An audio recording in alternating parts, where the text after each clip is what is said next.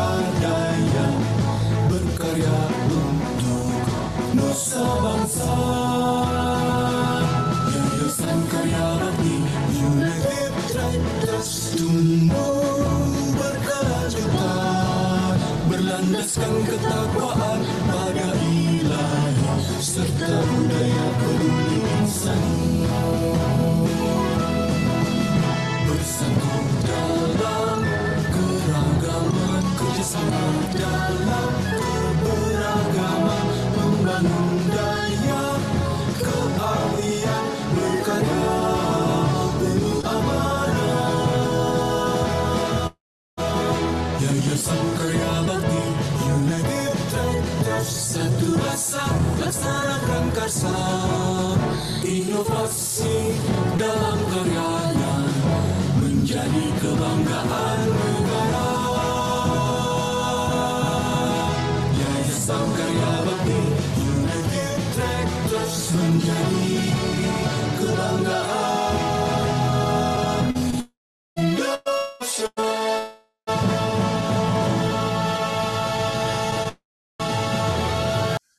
Semangat pagi, kita bisa luar biasa. Pride of the Nation. Widih, kayaknya pada semangat nih buat dengerin pembahasan tentang safety first, baru enak-enak bareng narasumber kita, Ibu Bidan Widyaningrum. Tepuk tangan dong untuk Ibu Bidan. Nah, halo Mas Indra. halo Mbak Widya. Mbak apa Ibu nih? Enaknya nih? Mbak boleh. Oh, Mbak boleh. Boleh. Mbak Widya itu kalau bidan itu lulusan D3 atau S1 ya? Jadi bidan itu ada beberapa jenjang nih Mas. Ada yang D3 atau diploma, ada yang strata D4, diploma 4 sama profesi. Nah, kalau saya lulusan D4 plus kemarin baru aja melanjutkan ke profesi gitu. Berarti udah resmi jadi bidan. Udah Mas. Jadi saya ucapkan selamat dulu untuk Ibu Bidan kali ini. Selamat Ibu Bidan Terima atas kasih Mas Indra. prestasinya itu. Ibu Bidan, mengenai tema kali ini safety first baru enak-enak nih. Ya. First baru enak-enak nih. Ini tema anak muda mungkin ya. Tema atau tema yang sudah menikah gitu. Sebenarnya kontrasepsi itu kan perlu diketahui dari remaja yang sistem reproduksinya sudah mulai matang dan sudah bereproduksi, berarti harus tahu Harus kan. tahu. Nah, kontrasepsi sendiri apa sih, Mbak? Jadi gini Mas, kontrasepsi itu sebelum saya tanya dulu nih, Mas Indra kan belum menikah ya dan laki-laki. Nah, tahu nggak sih kalau dari Mas Indra sendiri kontrasepsi itu apa sih Mas? Saya nggak tahu Mbak. Saya di sini kerja sebagai IT, jadi saya nggak tahu. Kontrasepsi itu nggak tahu saya. Sama sekali ya Mas. Kalau KB. Oh KB itu keluarga berencana 2 anak cukup. Kalau saya tahu KB itu program pemerintah. Betul, ya Mas. Jadi KB itu benar keluarga berencana. Jadi pemerintah itu menyiapkan keluarga berencana dari BKKBN itu salah satunya dengan mengadakan kontrasepsi itu. Kontrasepsi itu adalah suatu alat nih Mas. Kontra artinya mencegah, sepsi itu atau dari konsepsi, artinya pertemuan antara sel telur dengan sel sperma. Nah, jadi mencegah untuk bertemunya sel telur dan sel sperma yang akan menghasilkan kehamilan gitu Mas. Itu namanya kontrasepsi. Oh, berarti dalam arti lain kontrasepsi itu alat untuk mencegah terjadinya bertemunya sel telur sama sperma gitu. Betul. Nah, selain alat metode, ada juga metodenya tanpa alat juga ada. Tanpa alat juga bisa. Betul. Gitu. Oke. Kalau misalkan untuk perempuan, alat kontrasepsi itu apa aja sih? Contohnya?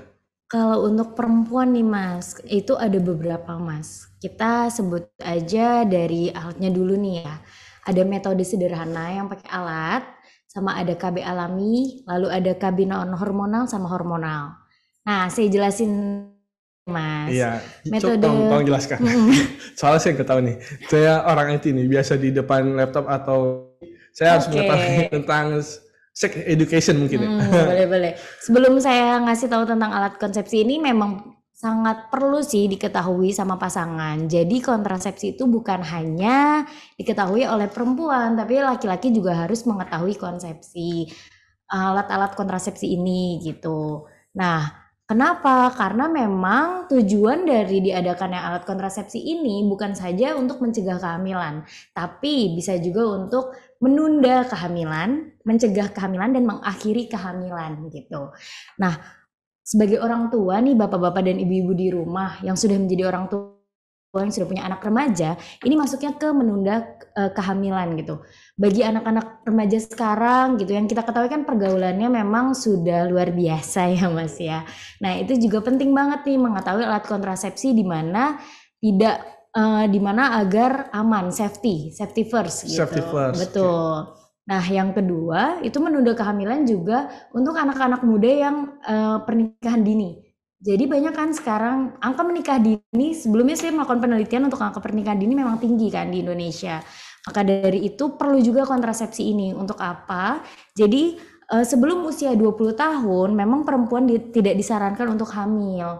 Karena organ sistem reproduksinya itu belum bagus, belum layak.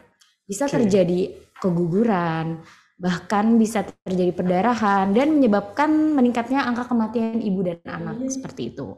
Lalu yang kedua menjarangkan. Untuk ibu dan bapak yang sudah punya anak atau yang nanti akan prakonsepsi namanya. Prakonsepsi itu adalah pasangan yang merencanakan punya anak. Betul. Atau pasangan yang ingin menikah seperti itu. Nah, itu harus tahu juga nih bahwa jarak untuk kelahiran itu menurut psikologi dan kesehatan itu bagusnya di atas 2 tahun. Seperti itu. Nah, yang terakhir mengakhiri kesuburan atau mengakhiri kehamilan. Nah, itu bisa digunakan metode kontrasepsi mantap atau misalkan vasektomi atau tubektomi yang memang sudah nggak mau lagi nih punya anak. Jadi membatasi Betul. kehamilan gitu, membatasi anak lah.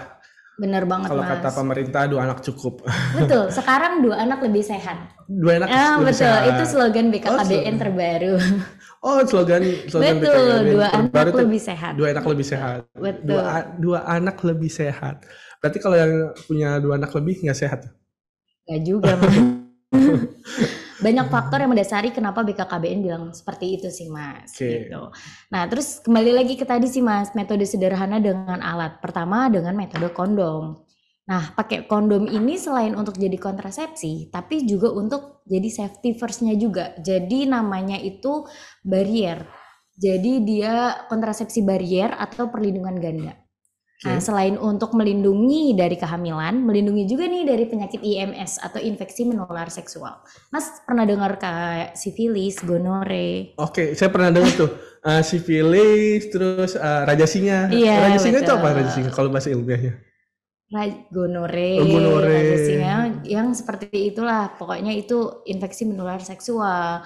Nah, hal ini bisa dicegah kalau pakai kondom. Kalau misalkan perempuan penyakitnya apa? Penyakit menular seks? Sama Mas. Oh sama. Ada sifilis kelamin, juga. Sifilis dan lain-lain seperti itu. Kirain laki aja Mbak yang sama kok Mas. Jadi kan dia itu bolak-balik. Jadi Mas misalkan pasangannya terkena itu, walaupun sudah menikah nih, terkena dan melakukan hubungan seksual, nah perempuannya juga kena juga, bisa kena. Makanya pengobatannya itu nggak boleh salah satu, karena nanti akan bolak-balik, pingpong namanya. Penyakitnya nanti akan pingpong, jadi bolak-balik. Jadi percuma perempuannya diobati, tapi laki-lakinya tidak, nanti penyakitnya pingpong gitu. Makanya IMS itu diperlukan. Makanya kalau dari BKKBN sendiri, apapun alat kontrasepsinya dianjurkan untuk tetap memakai kondom, gitu sih. Kondom itu berarti buat laki? Iya, atau perempuan apa? Kondom juga ada kondom perempuan, tapi memang jarang digunakan dan memang di pasaran juga jarang, karena kalau untuk ininya sendiri, kalau kondom perempuan itu hanya untuk orang-orang yang benar-benar tahu sih cara masangnya, karena memang agak sulit sih masangnya. Kalau untuk perempuan. Betul, tapi lebih banyak kondom laki-laki seperti itu. Nah, persentasi kehamilan untuk memakai kondom bagi laki-laki itu berapa persen? Persentasenya itu kegagalannya ya, kita bicara kegagalannya 3% sih Mas. Kegagalannya 3%? Betul, 3%. Nah 3%-nya itu pertama karena kelayakan dari si kondom itu sendiri, kedua dari salahnya pemakaian, gitu sih. Jadi kalau mau pakai kondom, itu yang harus dicek terlebih dahulu adalah expirednya, tanggal expired atau tanggal pembuatannya. Lalu yang kedua, emang ada Mbak tengah. Ada dong. Saya nggak tahu nih. Saya baru tahu nih. Ada. Kalau kondom itu Lalu punya masa tenggang. ada masanya, masa kadaluarsanya. Lalu yang kedua itu nggak boleh pakai kayak benda tajam untuk buka. Kan itu ada buat robeknya Oh ya. iya. Itu robek sendiri karena kan memang riskan untuk terjadinya bocor. Bocor. Yang ketiga penggunaannya sih. Jadi penggunaannya itu lebih ke dicek dulu gitu Mas sebelum dipakai. Dipakai ya. Betul. Kan kondom itu di ujungnya itu kan ada lebihnya ya. Saya nggak tahu nih. Saya mau ngomong takut salah juga sih. Ada lebihnya ya, Iya. ibu bapak-bapak. Oh, berarti nggak pas dong. Ada lebihnya tuh ibu-ibu dan bapak-bapak. Nah, jangan dipasin Jangan karena dipasin. pas sperma keluar itu memang tempatnya untuk menampung. Oh, jadi ada Betul. tempatnya menampung. Betul, Oke. seperti itu. Jadi jangan jangan dipasin dan jangan buru-buru makainya. Jadi kita cek dulu. Cara ceknya itu Ditiup gitu. enggak. Kan Jorok. kalau ditiup kan ketahuan tuh mana yang bolong mana Tapi enggak. kan dia ada cairan. Oh, ada cair. Oh, ada cairannya. Saya nggak Ada cairan untuk pelumas namanya. Oh, saya nggak tahu kalau itu. Ada. Mohon maaf, saya nggak tahu. Ada cairan untuk pelumasnya. Nah, dia dicek dulu ini misalkan kondomnya ya, Mas. Nah, kondomnya itu nanti dicek dulu gini. Oh, Gitu. Nah, nanti akan terjadi gelembung kan. Kalau gelembungnya nggak keluar, udaranya nggak keluar, berarti itu aman sih nggak bocor. Gitu. kalau cara makainya yang baik dan benar gimana nih? Untuk lelaki. Untuk lelaki Tar ya. dulu, Mbak. Saya kayaknya punya sesuatu nih. Aduh. Nah, ini nih Mbak, saya punya alat peraga yang baik dan benar nih. Coba Sangat tolong kreatif ya, Mas. perumpamaan aja, ini Mr. P dan ini kondom dan perumpamaan cara memakai kondom yang baik dan benar. Tolong Mbak diperagakan. Boleh. Dikasih tahu juga ke pemirsanya kalau misalkan memakai yang baik dan benar. Ya, Ini karet untuk untuk diunjukkan diikat gitu. aja gitu. Jadi perlu diketahui dulu. Pertama kan kita buka nih kondomnya, dilihat dulu ya. Makanya jangan buru-buru. Ya, Jangan buru-buru pakai kondom gitu ya. Kalau memang udah mau ini cek dulu nih sebelum beli, pas lagi beli cek dulu tanggal kadaluarsa. oke. Kalau bukanya kan gampang ya, emang udah ada sobekannya. Pas sebelum make nih di penis, pastikan penis ereksi terlebih dahulu. Kalau penisnya belum ereksi, jangan gunakan kondom. Oke, saya punya juga nih satu lagi. Saya punya juga satu. Jangan gunakan kondom ketika penisnya belum ereksi. Kenapa? Karena kan jadi penis itu akan kalau ereksi kan akan membesar ya, volumenya kan bertambah. Nah, kalau dia pas lagi nggak ereksi, takutnya nggak pas posisi si kondomnya ini gitu. Tapi kalau lagi ereksi, kita taruh nih, ini pasang aja biasa seperti ini kan ada karetnya ya. Iya, ada karetnya buat kayak Betul. keikat gitu. Kok saya tahu ya? Saya nggak- Kayak balon gitu ya Mas. Nah itu jangan lupa kan gini ya masangnya. Udah, habis itu yang sisanya disisain. Jadi jangan mentok. Jangan nggak boleh mentok ya. betul. Karena kalau mentok itu takutnya keluar kan. Karena kan ruangannya nggak habis gitu loh, ruangan untuk spermanya. Jadi sisakan ruangan untuk si tempat sperma gitu. Nah, kalau untuk memastikan bocor atau tidak, ya caranya cuma itu sih Mas. Karena kan sperma kan di sini ya, di ujung kan nanti keluarnya. Si penis keluar di sini, ngeluarin sperma di ujung. Jadi kita ngeceknya gini aja. Jadi sebelum make kita cek dulu. Ini kan ada gelembung udara nih di dalamnya ya. Iya. Kalau nggak keluar nih udaranya, berarti ya bagus, nggak Bagus, bocor ya. gitu. Makanya baru dipakai. Pakainya gitu. Oh berarti rentan dong kalau misalnya bocor. Betul. Takut bocor aja gitu. Istilah. Nah, kalau ngeluarin dipegang ya karetnya. Oh dipegang. Enggak maksud. Coba praktekin Oke, siap. dari cara memakai yang baik dan benar dan melepasnya gitu Mbak. Oke, berarti per step ya Mas. Iya. Per stepnya tadi ya, cek dulu ibu-ibu, bapak-bapak kadaluarsanya. Setelah dicek, ini karetnya ceritanya ada ya. Terus dipakai, sisakan ruang.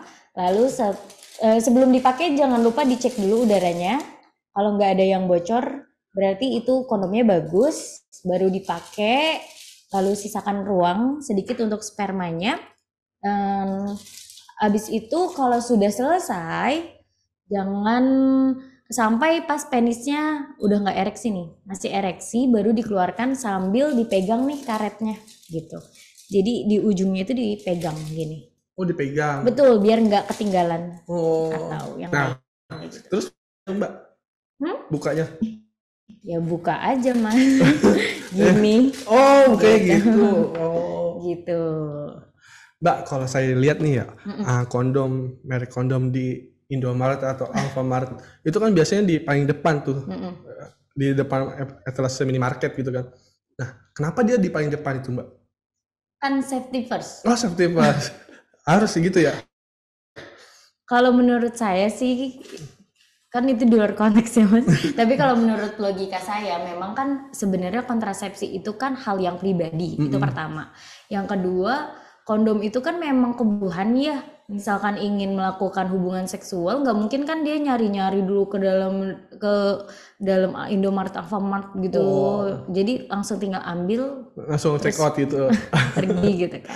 Tapi kalau saya lihat nih, di minimarket gitu, ada beberapa jenis kondom. Nah, contohnya kondom merek ulet. Tahu nggak kondom merek ulet? Ulet Sutra. Terus kondom merek Nugget. Nah, kondom merek Nugget itu biasanya banyak rasa nih. Nah, itu siapa yang ngerasain tuh, Mbak? Ada rasa stroberi, anggur. Sebenarnya itu pertama pasti dari produknya ya. Iya. Gitu. Kalau kedua itu memang si cairannya itu adalah namanya cairan pelumas. Oh, pelumas. Betul. Kan sejarah dari pembuatan kondom sendiri itu kan bertahap nih. Iya. Dulu memang pelumas itu nggak ada, maksudnya belum ada, terus lama-lama menjadi ada pelumas, lama-lama ada rasa-rasa. Nah, rasa-rasa itu yang akan menjadi sensasi gitu. Jadi sensasi pasangan dari aroma-aroma tersebut gitu sih sebenarnya Mas. Oh, aroma. Betul. Nggak di mood gitu. Kali aja ini balon nih buat dimakan gitu. Itu kan terbuatnya dari latex ya Mas. Iya.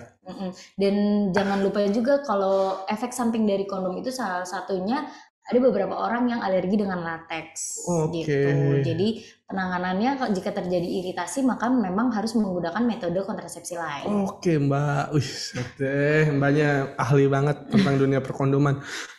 Saya udah bisa jadi sales alkes, sales kondom gitu. Nah, untuk kondom sendiri kan ada dua jenis nih, kondom yang biasa sama yang berjeriji. Nah, bedanya apa tuh Mbak yang berjeriji? Biasanya tuh, biasanya nih, yang berjeriji di bagian tengahnya tuh Mbak tuh. Bedanya apa tuh? Sebenarnya itu tadi Mas, sensasi. Oh, sensasi. Betul. Mas tahu kan ya role play, intercourse dan lain-lain ketika berhubungan Oh, ya. saya nggak tahu. Belum pernah saya begitu. Nah, ketika itu jadi gini Mas. Jadi ke permasalahan berhubungan seksualnya ya sedikit. Iya. Jadi di kondom itu memang kan divariasi. Ketika di tengahnya itu ada gerigi, hal itu membuat sensasi sih Mas. Jadi G-spot, tahu G-spot? G-spot apa tuh? Kayak titik rangsang perempuan itu kan ada saya nggak tahu di itu. klitoris sama di porsio, ujung porsio atau mulut rahim. Oh, mulut rahim. Ini Kalau mulut rahim saya tahu Mbak. Saya tahu ovum, ovarium, saya tahu. Nah, terus apa tadi? Kalau ini kan namanya mulut rahim. Nah, ketika ini kan namanya vagina nih Mas, ini kan vagina. Ya, di zoom tolong ya. Ini lagi Ini dipraktekin. vagina, ini mulut rahim. Nah, di vaginanya ini ketika dimasukin tuh penis yang ada kondom bergeriginya. Ini misalkan penisnya udah masuk nih ya ke vagina. Ini misalkan ada kondom bergerigi di sini. Gitu kan. Kondom bergerigi ini yang bisa kena ke dinding porsio rahim atau mulut rahim. Oh, mulut rahim. Betul. Sedangkan di sini ada G-spot atau titik sensasi atau titik rangsang perempuan. Jadi G-spot itu betul. Jadi perempuannya sendiri ada kenikmatan tersendiri gitu. Tapi kan setiap orang beda-beda ya. Nah, tapi kalau G-spot ini atau terangsang G-spot ini bisa terangsang oleh si kondomnya, otomatis perempuannya akan merasakan orgasme gitu. Oke. Jadi jangan, banyak penelitian yang mengatakan bahwa perempuan itu kan jarang yang orgasme gitu ya. Ya salah satunya karena itu kurangnya role play, kurangnya stimulasi seperti itu gitu. Nah, salah satunya makanya ada merek-merek tertentu kondom yang membuat bentuknya kayak gitu Mas, biar si perempuannya juga merasakan kenikmatan yang akhirnya orgasme gitu. Oke. Berarti kondom bergerigi itu hanya untuk kenikmatan. Enggak, bisa juga kan tadi barier Oh, dia. barier. Betul, Oke. kontrasepsi barier Ya, juga. oh, terus. Tapi variasinya. Oh, variasi bergerigi. Betul. Nah, kalau yang merasakan itu berarti perempuan dong, pihak perempuan yang merasakan. Kalau Betul. pihak lelaki itu biasa aja ya, kayak pakai Ya, kondom kurang biasa tahu gitu. sih Mas. Oh, kurang tahu. Setiap orang kan beda-beda ya. Mungkin aja ada yang merasa kalau perempuannya sudah, biasanya kan kalau laki-laki melihatnya dari penilaian perempuan ya, kalau perempuannya mungkin sudah merasakan kenikmatan, biasanya kan laki-laki lebih merasa puas gitu. Oke. Damar, gitu. Jadi gitu. Iya, Mbak Widya lagi ngomong, tolong dengerin Damar. Oke. Oke. gitu Mas. Tapi ini juga sih Mas, itu kan kerugiannya tadi ya ada mengurangi sensitivitas pria juga sih Mas, karena kan memang ada yang menyelubungi di penisnya gitu ya, maksudnya nggak langsung nyampe ke rahimnya, Iya. ada karetnya, Iya. ada pemisah lah Iya. gitu.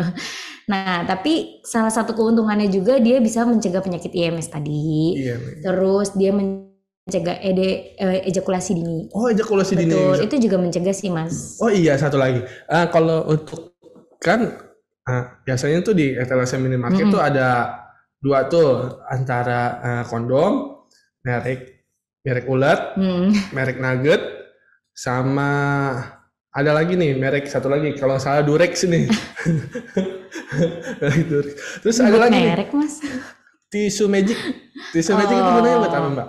Tisu magic, jadi pertama tadi ya, ada beberapa orang yang sudah apalagi ketika laki-laki yang usianya sudah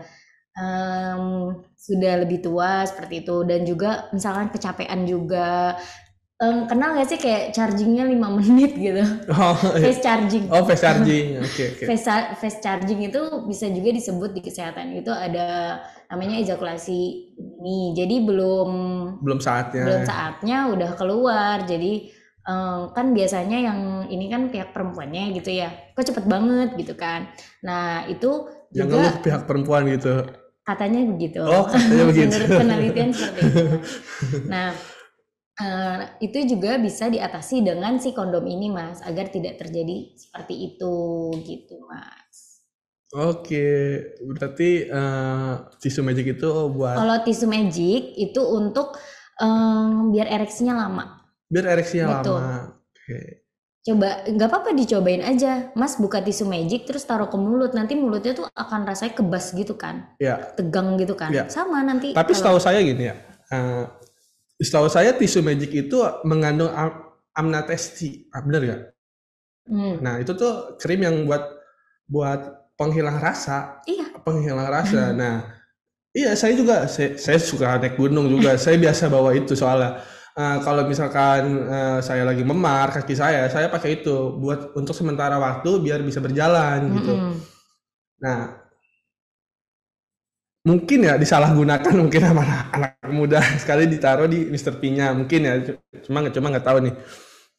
Nah, tapi bener nggak begitu? memang bisa digunakan juga sih Mas untuk masalah Medis. itu medis. Iya. Jadi memang ada untuk apa tadi nggak ini ya, jadi kayak kebas gitu kan. Iya, menghilangkan rasa nyeri, sakit. Itu emang tuh bisa dia digunakan. mengandung krim amnatesi kalau nggak salah. Oke, kalau untuk itu kan seputaran tentang masalah alat kontrasepsi ya, alat kontrasepsi pria mungkin ya. Alat kontrasepsi perempuan gimana tuh, Mbak? Tadi ya salah satunya kondom. Kondom itu tadi ada 2, pria sama wanita. Oke. Terus tadi selain itu juga nih Mas, kita back to tadi dulu ya, Oke, metode ya. sederhana dengan alat. Jadi ada juga namanya alat, jadi cairan. Cairannya itu dimasukin ke dalam vagina, itu namanya spermisida. Spermisida. Ya, spermisida itu adalah alat yang Bentar, berfungsi Mbak, untuk bentar, Mbak. mematikan sperma. Saya bayangin dulu. Masuknya lewat mana itu? Ini kan vagina ya Mas. Itu dimasukin aja. Jadi cairan itu dimasukin ke dalam. Nanti dia akan berbusa Oh, dia akan berbusa. di dalam isi itu.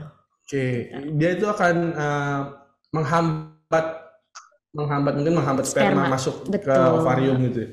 Oh iya betul. Kan ovarium atau ovum kan? Betul. Saya tahu. Saya belajar biologi soalnya waktu SMP. Betul, gitu Mas. Jadi menghambat perjalanan sperma. Oke, apa Ini tadi? bisa digunakan laki-laki dan perempuan. Si kimia spermisida tadi, pertanyaannya kan tadi kalau perempuan Kimia space. metode kimiawi spermisida. Nah, itu berarti disemprot ke alat perempuan Nggak kelamin laki dong. disemprot, dia itu bentuknya kayak gel. Gel? Betul. Saya nggak tahu nih. Kayak odol. Kayak odol. Kayak Bentuk kasaran luarnya ya. kayak pasta gigi gitu. Betul. Oh, saya nggak tahu tuh. Sumpah. Ada, memang jarang digunakan ya Mas, karena entah sekarang kan banyaknya yang suntik KB kayak gitu kan. Nah ini memang jarang digunakan. Nah ini juga memiliki kegagalannya lebih tinggi soalnya. Oh, oke. 11 sampai 31% bahkan. Pantes merek Durex ada. Kira saya itu Gatsby Mbak di. Oh, Bentuknya gel kan bening. Nah, ini kan merek kondom. Kenapa dia jualan Gatsby? Saya juga heran. Di etalase depan minimarket gitu kan. Ya, kalau mau Mas. efektif kondom tambah itu Mas. Oh, lebih efektif gitu. Betul. Ya, Mas Damar gitu, Mas. Oke. Lagi kalau untuk perempuan Kalau untuk alat perempuan, kontrasepsi untuk perempuan. Kan kemarin kan kita Betul. sempat bincang-bincang sedikit tuh tentang alat kontrasepsi perempuan. dan laki-laki gitu ya. Ya, kan tadi kan di pihak laki-laki nih. Nah, Ini sekarang- dua Mas, jadi kondom itu kan ada kondom perempuan ada kondom laki-laki. Oke. Spermisida juga bisa digunakan untuk perempuan dan laki-lakinya gitu. Kalau tisu magic gak bisa digunakan untuk perempuan kan? Gak bisa. Ini saya yang ini dulu ya. Tapi kalau untuk perempuannya banget nih, bener-bener hanya perempuan aja, itu pakai KB hormonal sama non hormonal. Oke. Nah, KB hormonal sama non hormonal itu dia kalau yang hormonal itu ada yang namanya pil KB. Iya, pil KB. Pil KB minum setiap bulan. Pil KB atau spiral nama lainnya, bener gak? IUD itu Mas. Oh, Kalau IUD. Spiral beda. Oh, beda. Itu non hormonal. Oh, non hormonal. Itu tadi yang hormonal berarti. Hormonal. Hormonal berarti KB. Betul, pil KB. Pil KB itu ada dua nih Mas, yang kombinasi sama yang hanya mengandung satu hormon. Gitu. Yang apa? Kombinasi? Kombinasi itu dalamnya ada estrogen dan progesteron. Kalau yang pil mini namanya untuk ibu menyusui. Ya, ibu menyusui yang pil mini. Pil mini ibu menyusui itu namanya isinya progestin aja gitu. Itu bisa digunakan untuk ibu menyusui itu pil KB-nya. Gitu Mas. Itu pil KB. Nah, kan banyak ibu-ibu juga ya yang bilang katanya gemuk lah, tapi pakai pil KB, pakai hormonal dan lain-lain itu karena pengaruh dari progesteronnya itu. Progesteronal. Progestin lah. Oh, progestin. Oke. Itu yang Pil KB untuk hormonal. perempuan. Hormonal. Ini KB untuk perempuan. Oke. Hormonal. Yang non hormonal? Kalau hormonal tadi juga ada lagi sih Mas, selain ada. pil KB ada suntik. Suntik. Betul, suntik itu ada suntik 1 bulan, 2 bulan, 3 bulan. 1 sama 2 bulan itu hanya yang membedakan interval waktunya. Isinya ada 2 estrogen sama progesteron tadi. Ya, ya. Nah, suntik KB 3 bulan itu dia isinya hanya progestin gitu. Nah, memang efek sampingnya sendiri siklus menstruasinya itu memang kurang baik ya. Jadi kayak ada spotting atau bercak-bercak darah terus-menerus. Lalu ada juga misalkan nggak haid sama sekali. Terus karena efek progestin. Jadi yang jadi permasalahan tuh kalau progesteron digunakan dalam jangka waktu yang lama, itu dia akan membuat badan nih memudahkan karbo itu berubah menjadi lemak secara cepat. Nah, lalu juga dia juga bisa membuat si hipotalamus ini hipotalamus otak nih mengaktifkan bahwa untuk meningkatkan nafsu makan gitu. Jadi pengennya makan terus. Itu juga efek sampingnya sih kalau ada progesteronnya. Mungkin kakak saya gemuk gara-gara itu kali ya. Bisa jadi gitu. Nah, cara kerjanya itu ya yang kontrasepsi hormonal itu cara kerjanya dia mengentalkan lendir serviks, lendir vagina gitu. Nah, biar si spermanya nggak masuk gitu. Karena kan udah dikentalin nih lendirnya. Terus yang kedua dia jadi rahimnya. Rahimnya itu kayak dibuat lebih kering. Jadi kalau ada penebalan itu akan luruh, penebalan akan luruh gitu. Oke, berarti kalau misalkan ya kita ingin berhenti KB gitu, ingin mempunyai anak misalkan, eh, misalkan suatu pasangan gitu ingin mempunyai anak lagi, berarti membutuhkan waktu gitu untuk biar rahim itu supaya basah. Betul banget. Jadi Berarti nggak langsung bisa berhubungan seks langsung jadi dong, karena rahimnya itu kan sudah kering melalui apa namanya KB yang tadi, KB. bener banget Mas. Jadi karena tadi sih, karena kan tadi dibilang di awal ada menunda, menjarangkan, dan mengakhiri. Kita masuk dulu nih, mau tujuannya apa sih KB ini? Kalau sekedar menunda, pakailah alat kontrasepsi yang memang tidak menimbulkan untuk jangka panjang. Kalau hormonal yang nggak sampai menimbulkan kesuburan yang bisa langsung subur gitu ya, itu ada pil KB sama yang non hormonalnya IUD pakainya. IUD, oke. Betul. Tapi kalau misalkan kayak implan, kita belum bicara implan ya. Belum nih. Implan itu bisa membutuhkan 6 sampai 12 bulan. Nah, tapi setiap orang beda-beda ya Mas. Ini secara teorinya saja itu 6 sampai 12 bulan karena implan itu fungsinya jadi yang di tubuh kita itu ada namanya FSH sama LH. Nah, dia itu menekan si ovulasi. Itu. Jadi implan ini menekan biar nggak ovulasi.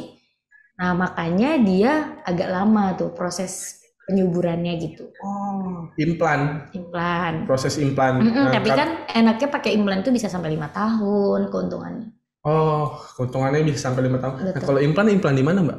Implan itu nanti akan dilakukan ini sih Mas, operasi kecil di lengan atas. Operasi. Betul. Lengan atas terus di black gitu atau gimana? Sayatan kecil. Oh, disayat. Betul, disayat kecil, dimasukin kayak sedotan. 2 biji gini bentuk V. Nanti si implannya itu di dalamnya itu kan ada hormon. Nah, hormonnya itu nanti akan keluar tuh ke tubuh, dibawa oleh darah dan lain-lain. Nah, itu akan bertahan sampai 5 tahun. Oke, bertahan sampai 5 tahun. Ada yang sampai 8 tahun. Tapi kan efek sampingnya kan bahaya tuh. Kayak pengeringan rahim dan sebenarnya sih bukan pengeringan rahim ya Mas, lebih tepatnya si rahim ini tidak akan menebal agar si implantasi penempelannya itu nggak terjadi gitu loh Mas. Nah efeknya tapi paling kayak tadi ada spotting atau bercak-bercak darah kayak gitu. Tapi nggak sampai yang rahim kering gitu, enggak.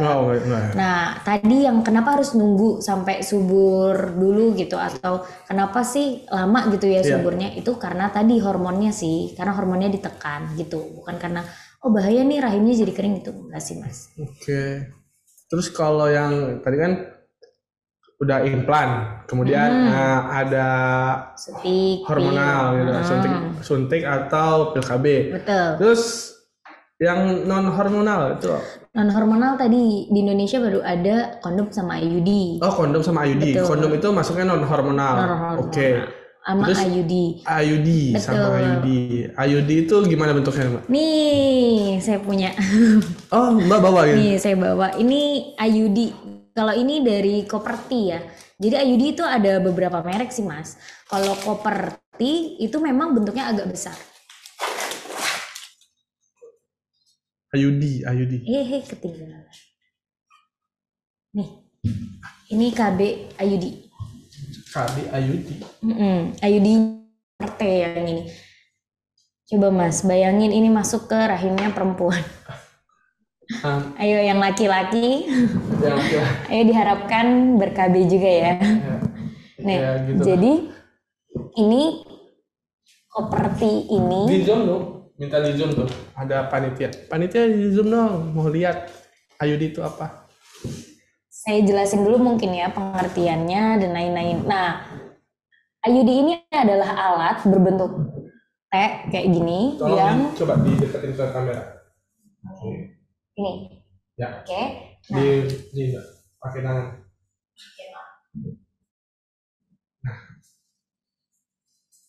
Oke.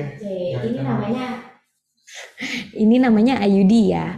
Nah, IUD ini adalah alat yang dimasukkan ke dalam rahim. Jadi AKDR, alat kontrasepsi dalam rahim.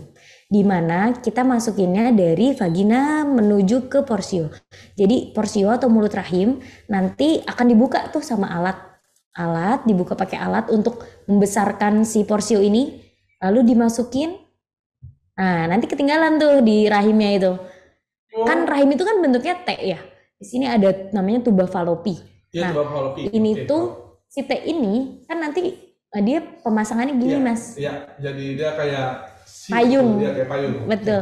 Nah, ini nanti tuh bakalan kalau ada sperma nih nyemprot seret. Nah, di sininya tuh nggak masuk ke tuba. Oh, masuk juga. Jadi spermanya cukup berhenti di sini. Itu yang membuat dia menghalangi. Nah, selain non hormonal, ternyata IUD ini juga ada yang hormonalnya. Betul. Jadi di sini sih, di sini ada hormonalnya. Selain kita ke hormonal, kita bahas IUD yang ini dulu. Ini kan non hormonal. Oke. Cara pemasangannya itu tadi. Terus kemudian itu kan panjang tuh ya, Mbak ya? Ini. Iya. Mas salpok sama ini. Iya, maksudnya kan ini panjang tuh. Misalkan coba boleh saya lihat nggak? Boleh. Nah, ini kan panjang ya, Mbak ya? Heeh. Nah, ketika suatu saat nih, suami ingin berhubungan badan lagi, mentok ini dong, Mbak. Itu gimana dong? Gini Mas. Bentar. Gini, maaf. Nah, ini kan rahim ya Mas ya. Nah, rahim. Ini misalkan rahim ya. Ini porsio atau mulutnya, mulut rahim. Dia kan dibuka nih sama alat, dibuka, masuk. Ya. Nah, penis itu cuma sampai porsio. Oke. Penis itu cuma sampai porsio. Dan porsio ini kan nggak ngebuka Mas. Jadi nggak mungkin penis masuk nih, nyeruduk-nyeruduk sampai rahim, masuk ke dalam rahim itu kan nggak mungkin. Ya, Karena mungkin aja gitu.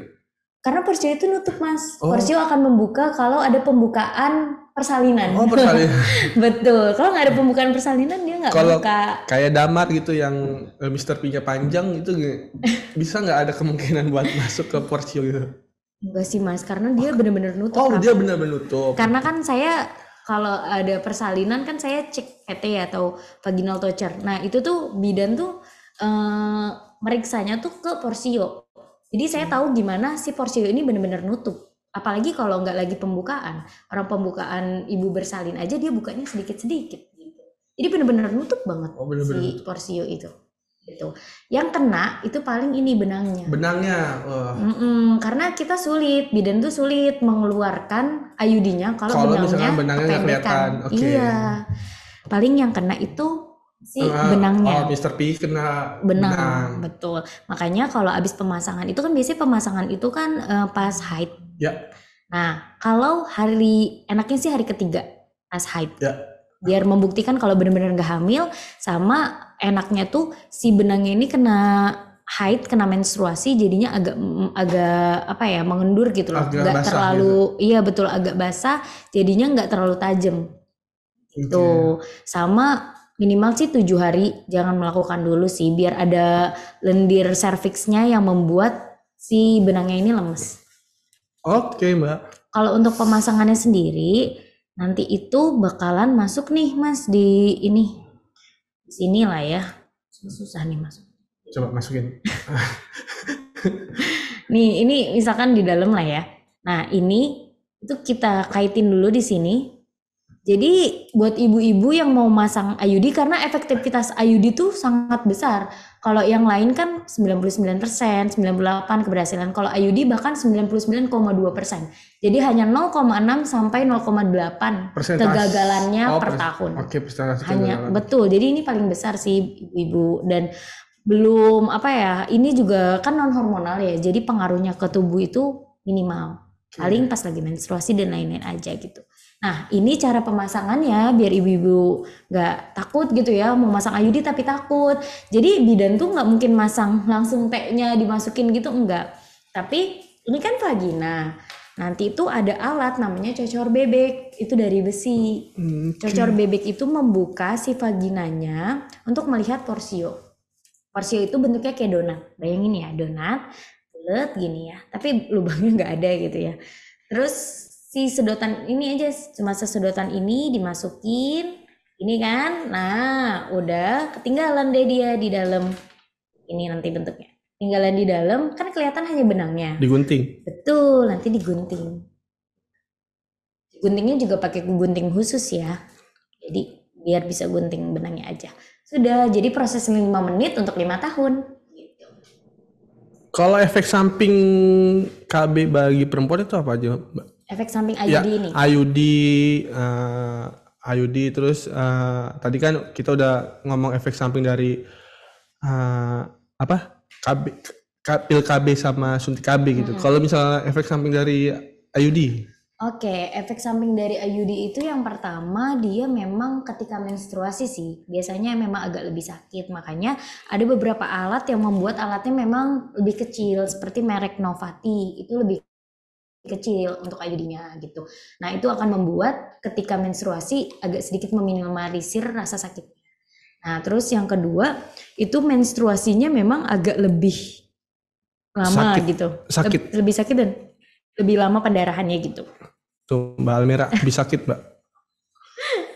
Itu sih. Nah, kalau si IUD sendiri gitu sih, Mas. Kalau IUD, nah tadi kan udah kita ngomong alat KB bagi perempuan ada non hormonal. Itu non hormonal itu dibagi dari kondom atau IUD.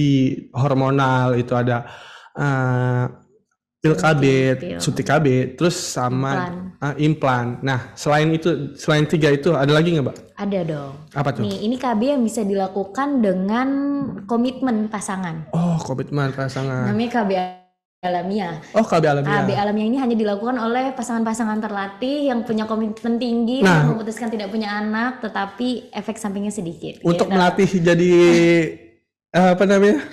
Kok berlatih jadi profesional itu gimana sih? Untuk melatih jadi profesional berarti komitmennya harus tinggi. Oh, sih, Mas. komitmen. Kirain harus sering-sering gitu, Mbak. Sedangkan kalau saya kan sudah nggak ada lawannya nih. Saya nggak ada lawannya nih. Kalau sudah menikah boleh diterapkan. Oh, boleh diterapkan. Oke. Pertama itu ada metode pantang berkala. Pantang berkala. Oke. Pantang berkala itu apa sih? Pantang berkala jadi kalau pas masa subur nggak boleh melakukan dulu gitu.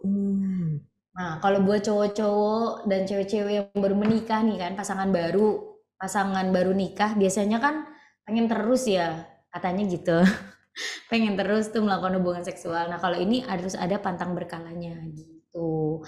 Jadi metode ini adalah metode di mana tidak melakukan hubungan seksual pada masa ovulasi. Nah ngelihatnya gimana sih? Ngelihat tuh nanti kita harus observasi selama 6 bulan. Observasi selama 6 bulan kita lihat dulu tuh siklus menstruasi si perempuannya. Kalau siklus menstruasinya 28 hari, maka hitungannya dari hari pertama itu ditambah 12 untuk hitungan masa subur hari pertama dan sampai 16 gitu. Misalkan saya masa suburnya itu kalau misalkan saya mensnya tanggal 1, berarti masa subur saya di tanggal 12 sampai 16 gitu. Selama 6 bulan tapi selama 6 bulan. dipantau. Nah, oke. 28 hari atau tidak Berarti menstruasi. nggak boleh berhubungan di masa subur. Betul. Oke. Nah, kalau Red zone lah. Zona merah. betul. Red zone. betul. Dan itu nggak boleh melakukan dulu. Jangan sentuh-sentuh dulu nih masa subur Masa gitu. subur gitu. Nah, terus juga ada kan perempuan yang mensnya nggak teratur. Oke. Kalau nggak mensnya nggak teratur, selama 6 bulan itu kita cari yang paling panjang. Misalkan 30 hari. Nah, 30 hari itu dikurang 18 untuk menentukan masa subur hari pertama. Nah, yang terpanjang dikurang 18, yang terpendek misalkan 26 hari itu dikurangi 11 untuk menentukan masa subur di hari terakhir gitu. Oke. Itu caranya kalau pantang berkala. Pantang berkala terus Betul. ada Kita lagi harus nggak? tahu. Ada lagi nggak guys selain pantang berkala? Ada dong. Apa tuh? Mas. Nah, sebelumnya kita harus tahu dulu ya keterbatasan dari pantang berkala. Iya. Nah, pantang berkala ini perlu kerjasama yang baik ya. Dan yang perlu diiniin banget adalah pantang berkala ini kekurangannya kita kadang kalau perempuan itu kan awal mens itu nggak langsung, kadang ada yang nggak langsung mens banyak, kadang ada yang sedikit-sedikit. Nah itu tuh yang sulit membedakan ini hari pertama mens atau tidak gitu.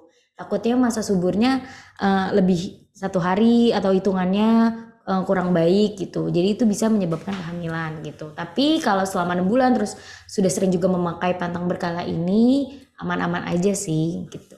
Dan juga nggak ada efek samping kayak rahim kering kayak tadi gitu. Pengeringan rahim lah gitu, pengeringan. Penipisan rahim. Penipisan rahim. Kalau rahim kering serem Mas. Nggak boleh. Penipisan rahim. Oke. Betul. Nah, selain itu yang kedua itu ada metode amenorrhea laktasi. Apa tuh? Amenore laktasi. Amenorel, Mal. amenor, Amenore laktasi. amenorel. Amenore Nah, itulah. laktasi. Oke.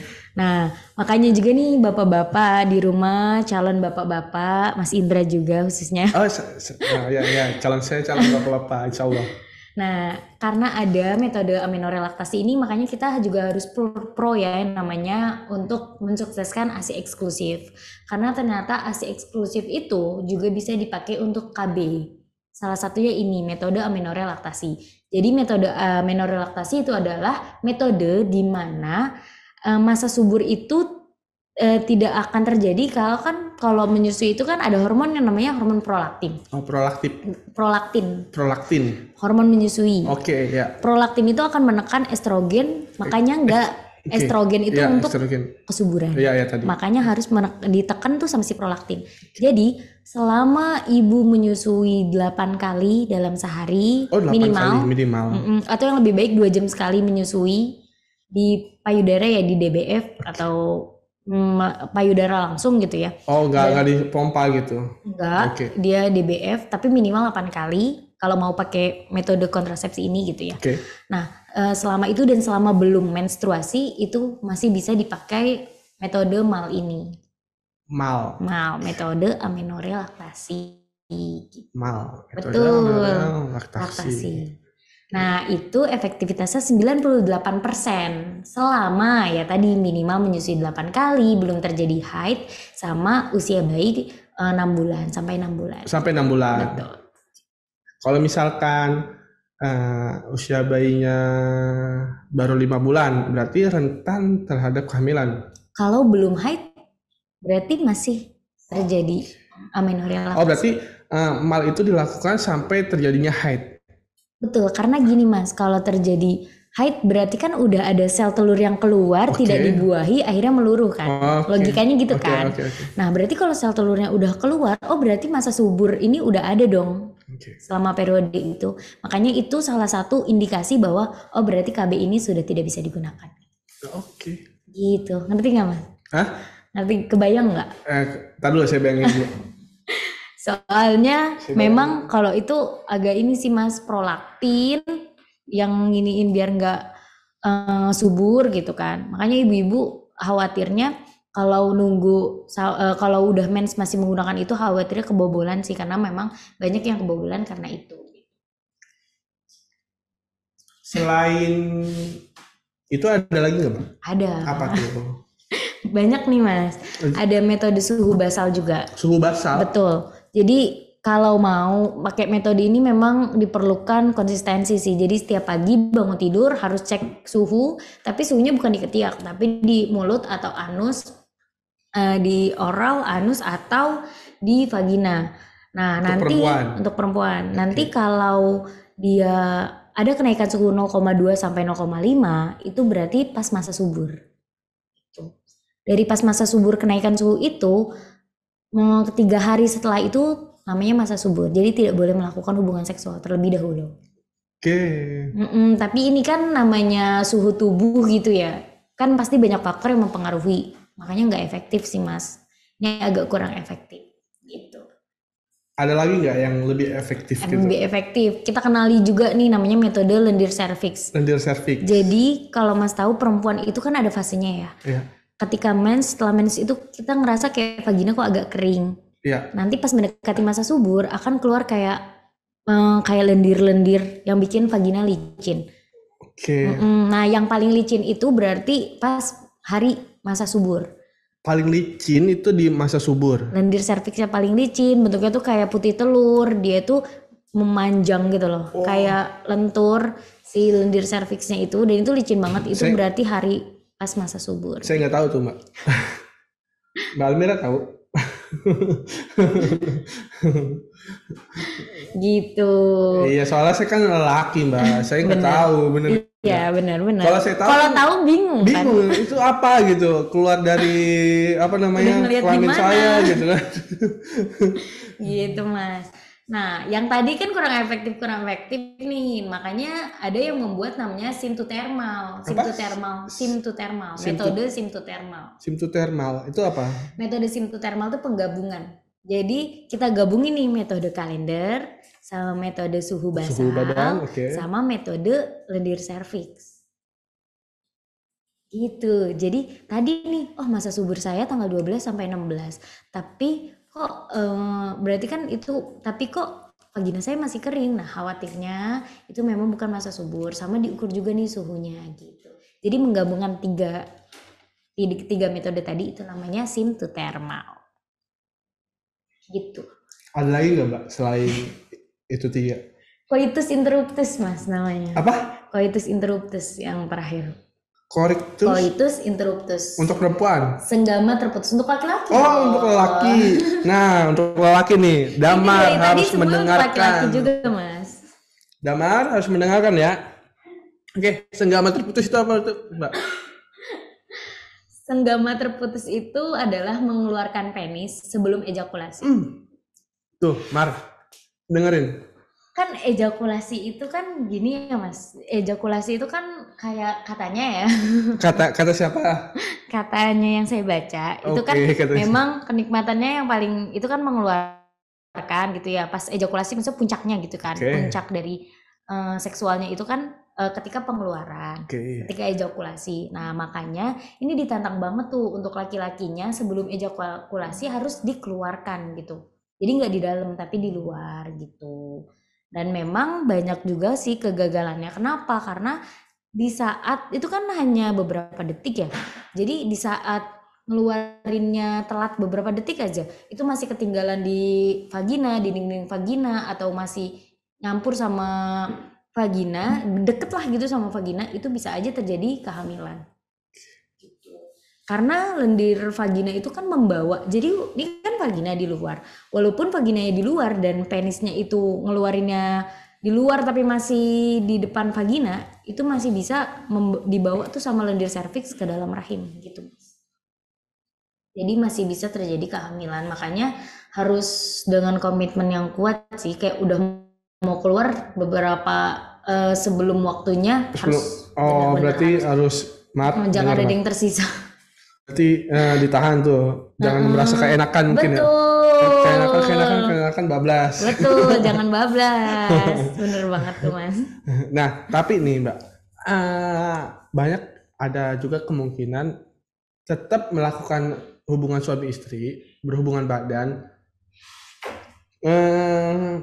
melakukan ini suami istri ya, kisah suami istri. Terus dia emang berhubungan suami istri pada umumnya, tapi tetap tidak berbuah hasil gitu. Itu gimana tuh tanggapan bidan? Ya kalau dari saya sendiri, kalau ini kan mencegah ya Mas. Kalau itu kan berarti konsepsi, proses untuk bagaimana sih bisa terjadinya kehamilan. Oke. Proses konsepsi juga ada. Nah kita juga harus ini nih, kayak misalkan dari aktivitas, bagaimana kalau kecapean kan juga akan mengeluarkan sperma-sperma yang tidak berkualitas. Lalu kalau misalkan untuk perempuannya sendiri dan laki-lakinya juga harus minum dong asam folat untuk menyuburkan gitu. Jadi yang tadi kan ketika si rahimnya itu sudah siap untuk menerima cikal bakalnya, maka penempelannya itu akan baik. Mas suka dengar juga kan ada pasangan yang keguguran Iya, gitu kan. keguguran.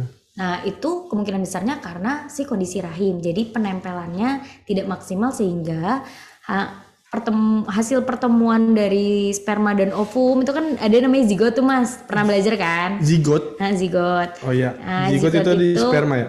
Enggak, pertemuan sperma dan sel telur nanti kan akan jadi zigot. Oh, zigot itu sebelum jadi embrio. Oke, ya tahu. Nanti kan akan menempel tuh si embrio. Nah makanya ketika penempelannya itu tidak baik, kondisi rahimnya tidak bagus, nah itu akan membuat si keguguran tadi gitu. Makanya banyak faktor juga yang membuat konsepsi ini kok saya belum dapat anak, itu kenapa? Nah ini harus dipelajari dulu apa karena faktor makanan atau faktor aktivitas atau tadi faktor perlu nih obat-obatan tertentu, perlu vitamin tertentu gitu. Harus ada pengkajian yang lebih dalam sih Mas. Oke, berarti kan Untuk perokok nih, bapak-bapak yang perokok itu ngaruh nggak untuk sel sperma yang eh, ingin mempunyai keturunan gitu, tapi tetap melakukan hubungan suami istri tapi tidak dikaruniai buah hati gitu. Apakah berpengaruh faktor merokok gitu? Kalau penelitian yang saya baca sih Berpengaruh memang nggak terhadap berpengaruh sih sperma? Mas. Berpengaruh. Betul. Karena apa? Kan asap dan sperma. Asap dari mulut, sperma dari bawah. Gitu ya Mas. Ya, gimana nih? Nah, kalau dari ini sendiri, jadi memang terbukti bahwa zat-zat yang kayak nikotin dan lain-lainnya itu Oke. memang ada pengaruhnya untuk pengeluaran dari sperma itu sendiri. Jadi sperma itu kalau mau terjadi itu kan harus ada lebih dari 3 juta 3 sperma. juta. Nah, menurut penelitian, nikotin dan sebagainya itu akan mengurangi produksinya. Jadi misalkan kurang dari 1 juta, itu walaupun udah 1 juta, tapi tetap aja belum bisa menjadi, belum bisa subur gitu, belum dikatakan subur Oke. gitu. Nah itu pengaruhnya karena rokok tadi, rokok kan walaupun asap aja, tapi kan ada kandungan nikotin, kandungan ini, kandungan itu gitu kan. Nah, kalau misalkan perokoknya bagi perempuan, Hmm. dampak negatif terhadap misfi-nya itu gimana? Kalau itu lebih ke dampak ke kesuburannya Oh, sih. ke kesuburan. Oke. Gitu. Makanya tidak disarankan untuk perempuan merokok, minum minuman beralkohol dan lain sebagainya gitu. Gitu. Oh, minuman alkohol berpengaruh juga terhadap sperma. Berpengaruh, bahkan kayak makan makanan yang tidak baik, misalkan kayak makanan cepat saji seperti itu kan juga bisa berpengaruh. Bukan sperma Mas, nih kita lagi ngomongin perempuan ya. Oke, perempuan, oke. Berpengaruh ke sel telurnya kan. Nah itu bisa terjadi namanya kayak PCOS kayak gitu. PCOS. Jadi ovumnya kecil-kecil gitu. Oke, tidak besar gitu. Makanya itu kompleks sih Mas, makanya harus dilihat dulu ini terjadi apa dan dianalisis lagi penyebab dari ketidaksuburannya seperti apa. Seperti itu Mas. Oke. Nah, itu kan tadi mencegah kehamilan. Terus kalau untuk memburu-buru kehamilan, misalkan suatu pasangan ingin buru-buru punya keturunan, kan tadi kan mencegah, kita tidak boleh merokok, kita pakai alat kontrasepsi gitu. Kalau misalkan suatu pasangan ingin buru-buru mempunyai keturunan, itu hal apa aja yang harus diperhatikan gitu? Oke, hal apa aja? Yang pertama pasti fisik, psikis ya Mas. Dan Oke. untuk fisiknya sendiri Uang bisa perlu nggak uang? finansial. Finansial. Mau nyebut cuma fisik, psikis dan finansial gitu sih. Nah, untuk fisiknya sendiri memang sih harus olahraga teratur, makan makanan sehat seperti itu kan. Nah, kalau dari psikisnya sendiri memang kesiapannya sih untuk punya anak. Makanya kan kalau memang sudah benar-benar siap, sudah benar-benar yakin, bisa tuh minum asam folat. Kalau ini untuk fisik ibunya. Asam folat. Asam folat. Nah, asam folat itu untuk membuat rahim itu menebalkan rahim. Untuk ibunya. Betul, untuk ibunya terus untuk meningkatkan kesuburan juga. Untuk bapaknya juga tetap sama minum asam folat. Kemarin alhamdulillah teman saya baru pengen program, saya sarankan untuk minum asam folat dan beberapa minggu setelahnya jadi kehamilan seperti itu. Jadi memang asam folat itu sangat berpengaruh sih. Gitu. Nah, makanan yang mengandung asam folat contohnya itu apa? Banyak sih Mas, dari buah-buahan, sayur-sayuran, kayak yang asam folatnya tinggi, kayak misalkan buah alpukat. Oh, alpukat. Asam folatnya kan tinggi. Terus juga untuk meningkatkan kesuburan juga toge kan Oh, Mas. toge. Itu kan untuk meningkatkan kesuburan juga. Itu sih Mas. Terus asam folat juga banyak di makanan seperti kacang-kacang. Fisik, terus makanan teratur, psikis. Iya betul, psikisnya harus siap. Harus siap mempunyai anak. Nah, nggak boleh stres juga. Betul, stres itu berpengaruh sih terhadap pengeluaran sperma, berpengaruh terhadap kesuburan juga gitu. Berarti kalau misalkan Bapak Ibu semuanya kalau misalkan nggak mau stres, itu dengerin Wepot Corner YLC. Betul. Nah, itu nggak bakal stres pasti. Menambah pasti ilmu juga ya. Menambah ilmu dan happy pastinya gitu. Nah, terus fisik, terus psikis, terus apa lagi tadi? sama finansial juga. Finansial harus dicukupkan gitu ya. Kan beli obat, Oke, beli obat, asam folat, beli vitamin, makanan Oke, gitu. harus disiapkan tuh finansialnya. Jangan finansial belum ada, udah buru-buru pengen punya anak. Padahal pasangan belum ada. Aduh. Itu damar. Bahaya. Oke, kayaknya cukup ya. Nah, cukup. Ada lagi nggak yang mau ditambahkan? Kalau misalkan nggak ada, kita baca aja apa namanya Oke. pertanyaan dari rekan-rekan nih semua nih, udah pada tanya nih. Dari Mbak Hera, siang Mas, Mbak, izin bertanya ya. Berapa usia ideal untuk hamil dan melahirkan? Dan jika lewat atau belum waktunya melahirkan, apa saja risikonya? Dan apakah ada obatnya? Izin Mbak, kalau pakai tisu magic, apakah ada efek sampingnya? Baik jangka panjang atau pendek? Nah, kata Mbak Hera nih. Hera itu Mbak apa Mas? Nah, gitu. Apa tuh Mbak jawabannya? Oke, langsung jawab berarti. Ya, langsung jawab aja gitu. Oke. Usia, jadi perempuan itu ada usia ideal ya. Usianya itu 25 sampai 35 tahun itu usia pasangan subur, wanita usia subur. 25 sampai 35 tahun. 35 tahun. Di atas 35 memang kita ada namanya kehamilan beresiko. Oke. Seperti itu. Jadi kan pertanyaannya kalau udah lewat dan belum waktunya untuk hamil dan melahirkan, jadi persalinannya udah lewat waktu gitu ya? Udah lewat waktu. Ya kan? Untuk hamil dan melahirkan, dan jika lewat atau belum waktunya melahirkan, apa saja resikonya gitu? Misalkan melahirkan, berarti lebih dari 9 bulan 10 hari gitu, atau kurang dari 9 bulan 10 hari. Atau ini kali Mas, usianya lebih dari 35 tapi hamil, apa saja resikonya seperti itu kali ya? Ya. Kayak umur 20 tahun gitu. Hamil apa resikonya gitu? Oh ya, sama sih untuk yang kurang dari 20 tahun kan memang sistemnya belum sebagus yang dulu, belum sebagus yang sudah cukup umur. Nah kalau lewat juga seperti itu. Tapi misalkan ibu-ibu di rumah atau misalkan pasangan-pasangan yang memang udah usia di atas 35 tapi pengen punya anak, gak apa-apa asal memang terpantau sama dokter. Jadi kita screening dulu kesehatannya, riwayat kesehatannya bagus, lalu tidak ada penyakit penyerta ataupun ada penyakit penyerta, itu memang harus di bawah ini dokter sih. Gitu. Dibawa ke dokter di bawah naungan dokter, jadi benar-benar harus dilihat terus nih kondisinya seperti apa dan lain-lain, dan juga jangan sampai ada penyakit-penyakit yang menjadi penyerta, karena gini, kalau kehamilan itu kan adalah suatu perubahan dari sebelum ke sesudah hamil. Nah pas perubahan kehamilan itu banyak tuh sistem yang berubah Mas. Kalau Mas mau tahu nih ya, sistemnya itu sistem peredaran darah perempuan itu semakin meningkat. Makanya banyak yang terjadi, kok saya pas sebelum hamil tensi saya bagus, setelah hamil kok tensi saya agak tinggi, karena sistem peredaran darah, sistem metabolisme itu semuanya meningkat seperti itu. Jadi tekanan darah pun juga bisa ikut tinggi gitu.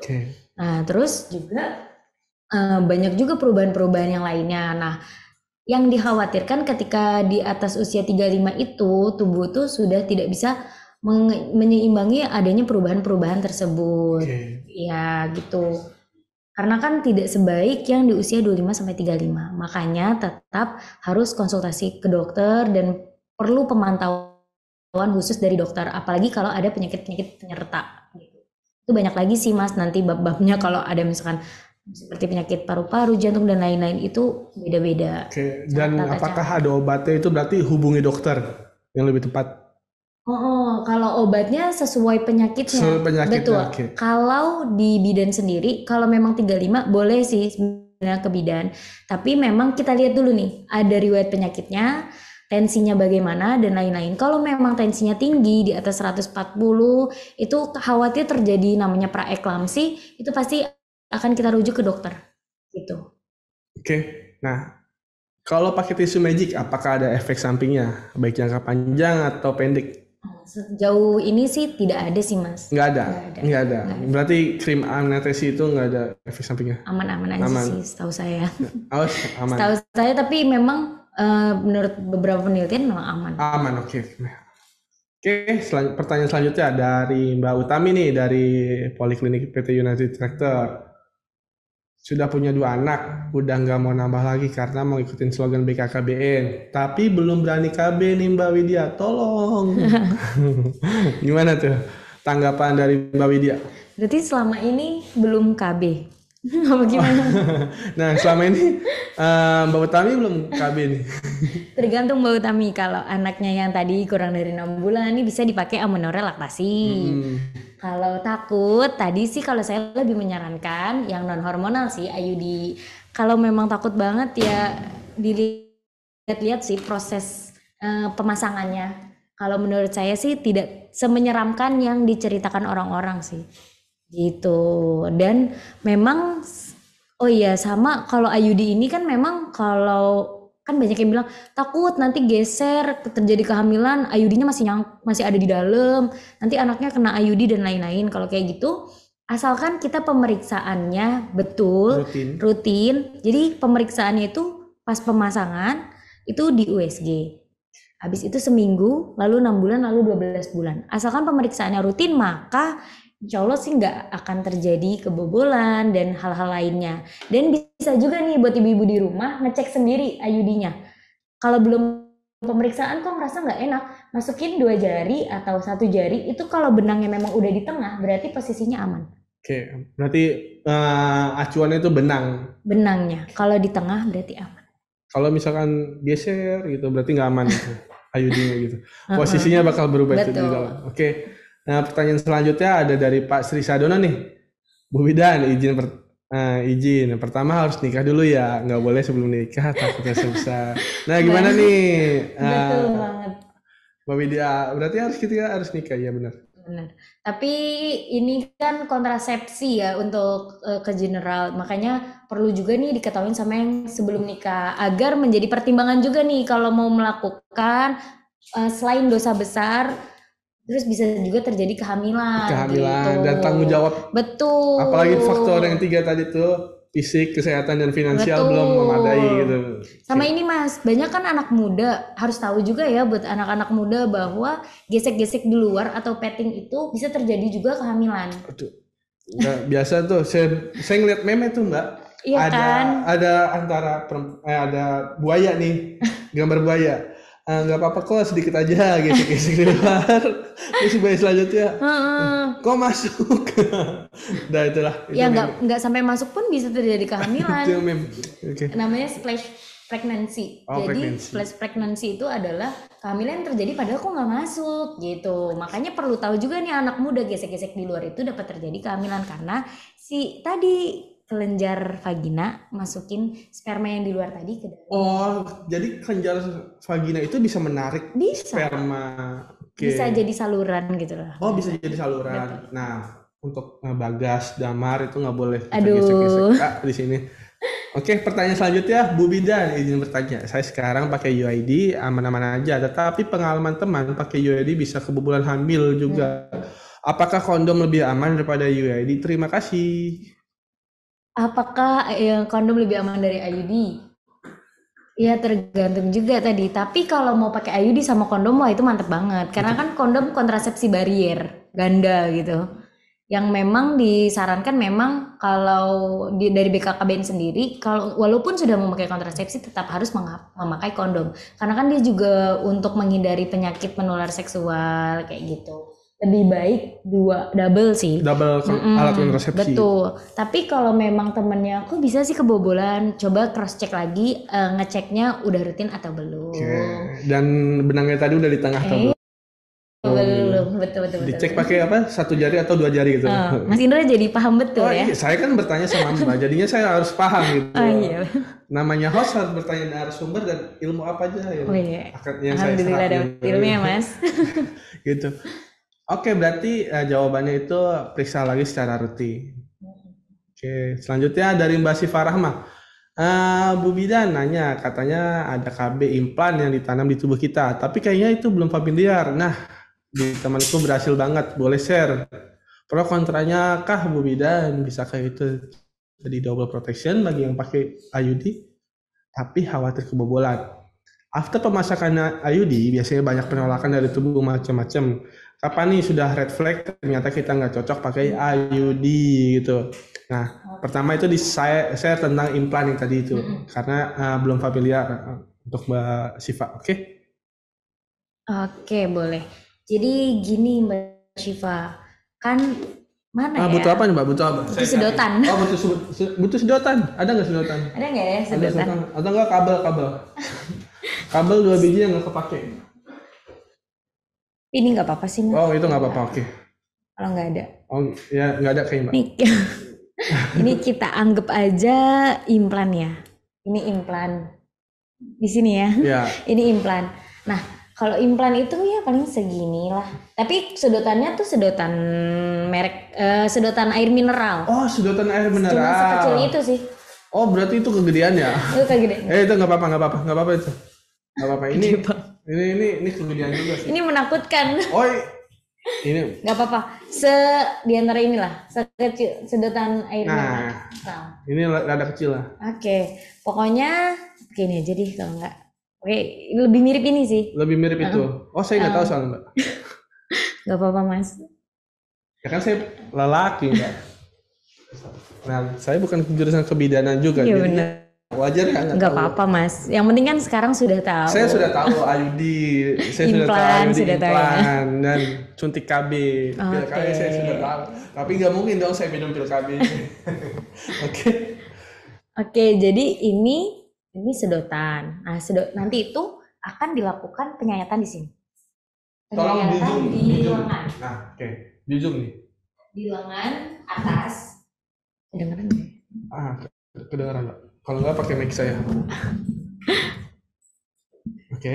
Nih, ini kan implan ya. Implan itu di dalamnya itu kan ada hormon. Cara pemasangannya gimana nih biar ibu-ibu nggak pada. Pertama, sebelum penyayatan kita lakukan anestesi dulu pakai anestesi. lidocain ya. Oke, anestesi. Itu jadi kita rasanya tuh cuma sakit pas disuntiknya aja sih. Nah, suntiknya cuma sekali, tapi ini misalkan disuntik cuma sekali, tapi menyeluruh. Nah, jadi di daerah lengan bagian atas nanti akan kebas. Oke. Nah, setelah kebas, dilakukan sayatan. Sayatannya itu hanya 1-2 cm untuk memasukkan si kayak sedotan tadi yang berisi hormon. Nah, kita bayangin, nah nanti ada alat namanya trokar. Trokar itu berfungsi untuk memasukkan alat tersebut ke dalam lengan atasnya. Dimasukkan gini, nah sama satu lagi gini, jadi nanti bentuknya V. Oh, bentuknya V. Betul. Bukan double begini, bukan? Bukan, bentuknya V. Agar pas pelepasan itu mudah. Oh. Memudahkan bidan untuk melepas. Gitu sih sebenarnya. Nah, V gini ya. Ini di bawah kulit. Jadi implan itu adalah alat kontrasepsi di bawah kulit. Alat kontrasepsi bawah kulit AKBK. Alat kontrasepsi bawah kulit. Jadi nggak perlu takut kalau kayak ototnya nanti kena atau apa. Karena ini nggak nyampe otot, tapi nggak nyampe otot. di bawah kulit aja gitu. Nah, terus nanti di sini kalau kan nggak 1-2 cm aja ya lukanya. Jadi nggak ada penjahitan. Oh, nggak ada penjahitan. Nggak ada penjahitan. Berarti lukanya hilang sendiri. Betul, nanti dikasih kayak Penanda. plester atau bisa juga biar nggak darah aja sih. Itu cuma di dep aja. Di dep atau ditekan lah pendarahannya gitu biar nggak berdarah gitu. Nah itu dia itu bisa kita raba sendiri. Jadi amannya si implan itu masih bisa kita raba sih. Gitu. Masih bisa kita raba dan pasti kalau masih ada bisa kerasa berarti kan masih ada ya seratnya gitu. Gitu sih. Oke, nah kalau tadi kan kayak 2 gitu ya, IUD sama implan. Kalau menurutku sih kalau memang mau implan aja boleh, IUD aja boleh sih. Cuma kan kalau memang takut tidak bisa meraba dan memang untuk periksa ke dokter kan juga butuh waktu dan lain-lain, enaknya sih implan sih kan karena bisa diraba gitu ya. Untuk angka keberhasilannya sendiri sih beda-beda tipis sih. Untuk implan kan 98%. Bahkan ada penelitian yang menyebutkan 99%. 99% untuk implan. Nah, kalau misalkan untuk barrier tambahan tambahan lagi untuk mencegah kehamilan berarti bisa menggunakan kondom. Betul, kondom. Pokoknya alat kontrasepsi barier perlindungan ganda itu hanya kondom. Dapat menjadi kontrasepsi, dapat menjadi safety juga untuk IMS gitu. Oke, Gitu. lanjut ke pertanyaan selanjutnya. Red flag itu ya IUD ya. Oke, red flag ternyata kita nggak cocok pakai IUD. Nah, kalau nggak cocok gimana? Gini, efek samping dari kontrasepsi itu kan pasti ada ya. Oke, Nah, kalau untuk ibu-ibu di rumah yang sudah merasakan efek sampingnya itu sangat mengganggu dan sudah tidak bisa sudah tidak bisa ditolerir lagi bagi tubuh. Karena kan kita kan setiap orang itu kan punya tolerirnya masing-masing ya.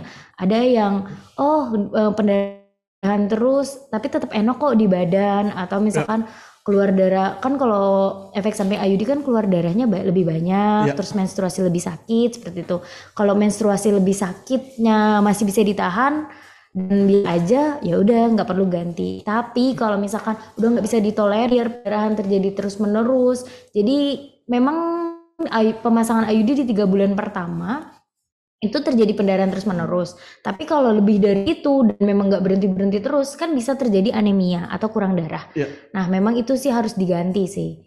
Itu khawatirnya membuat HB rendah, maka akan timbul yang lainnya gitu seperti anemia tadi gitu. Nah, kalau saya lupa nanya nih, IUD itu mahal atau murah nggak sih untuk pemasangan IUD?